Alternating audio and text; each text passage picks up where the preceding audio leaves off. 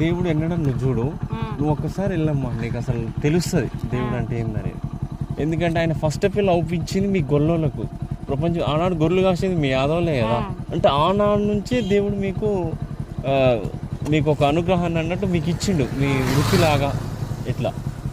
So మీరు నమ్ముకోండి నా మాటని. అంటే నేను చెప్తున్నాను కాదు, అదేలే. ఆయన అసలు దేవుడు ఎవరు, నిజ దేవుడు ఎవరు ఉమ్, అనేది కూడా మీరు తెలుసుకోండి. అట్లా మీరు తెలుసుకోండి, నిజాన్ని తెలుసుకోండి. నేను ఎటువంటి అదేలే. నేను కరెక్ట్గా నమ్ముకోని కూడా అన్నాను. ఉమ్, అసలు దేవుడు ఎవరు, అసలు ప్రపంచం మొత్తంలో ఉన్న దేవుడు ఎవరు, భూమిని సృష్టించింది ఎవరు, ఉమ్, కొండలు ఉంటాయి కదా, ఆ కొండ గుట్టలు, ఉమ్. ఆ గుట్టలు ఎట్లుంటాయి తెలుసా అసలు మీకు?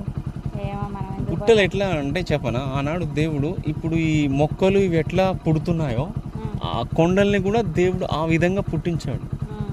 అట్లా భూమిలోంచి పుట్టినాయి చెట్లు ఎట్లా మొలుస్తున్నాయి.